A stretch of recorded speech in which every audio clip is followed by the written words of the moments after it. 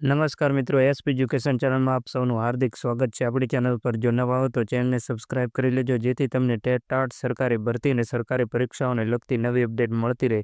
જો આપણી Telegram channel પર જોઈન ન થયા તો ત્યાં થઈ જજો, વિડીયો નીચે લિંક મૂકેલ છે, ત્યાં પણ તમને શિક્ષણને લગતી ઘણી માહિતી મળી રહેશે। મિત્રો, રાજ્ય શાળા સંચાલક મહામંડળ દ્વારા એક આવેદનપત્ર આપવામાં આવ્યું છે, જેમાં જણાવ્યું છે કે જનરલમાં આવનાર કોઈપણ કેટેગરીના ઉમેદવારોને જનરલમાં જ શાળા ફાળવણી તથા કેટેગરીના ઉમેદવારોને કેટેગરીની સીટ અનામતના નિયમ પ્રમાણે આપવા બાબત, જૂના શિક્ષક બદલી તથા વય નિવૃત્તિના કારણે ખાલી રહેતી જગ્યા શિક્ષણ સહાયકની ભરતીમાં સમાવવા બાબત। ઉપરોક્ત વિશેષ જય ભારત સાથે જણાવવાનું કે વર્તમાન સમયમાં ચાલી રહેલી શિક્ષણ સહાયક ધોરણ 9 થી 12ની ભરતી પ્રક્રિયા 7 સ્ટેપ 2021ની ભરતી પ્રમાણે કરવામાં આવે, જેમાં જનરલમાં આવતા કોઈપણ કેટેગરીના ઉમેદવારને મેરિટના આધારે જનરલમાં જ સમાવિષ્ટ કરવામાં આવે। કેટેગરીની જગ્યા કેટેગરીના ઉમેદવારો માટે આરક્ષિત રાખવામાં આવે તથા જનરલની જગ્યા ભરાયા બાદ જ કેટેગરીની જગ્યા ભરવા આપ સાહેબશ્રીને નમ્ર વિનંતી છે।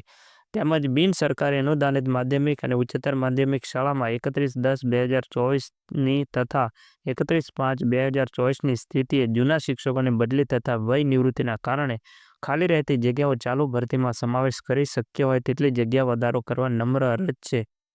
મિત્રો, જૂના શિક્ષકની ખાલી જગ્યાઓ ખૂબ જ જોવા મળે છે। જૂના શિક્ષકની જો જગ્યાઓ ઉમેરવામાં આવે તો ઘણા નીચા મેરિટવાળા ઉમેદવારોને ફાયદો થઈ શકે છે, કારણ કે જૂના શિક્ષકની જગ્યા પણ વધારે ખાલી રહેલી છે અને જે ઉમેદવાર કેટેગરીનો હોય ને જનરલમાં તેને સીટ મળતી હોય તો જનરલ જ આપવા તેવી વિનંતી કરી છે અને કેટેગરીનો લાભ નીચા મેરિટવાળા ઉમેદવારને ફાયદો થાય તેવું જણાવ્યું છે।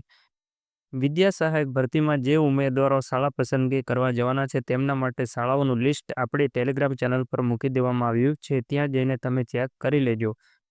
1 થી 5ના ઉમેદવારોને 2-3 દિવસની અંદર સારા સમાચાર મળી જશે અને તમને શાળા ફાળવણીની તારીખ આપી દેવામાં આવશે અને કેમ્પનું આયોજન પણ કરી દેવામાં આવશે। આજના વિડીયોમાં બસ આટલું, મળશું નેક્સ્ટ વિડીયોમાં।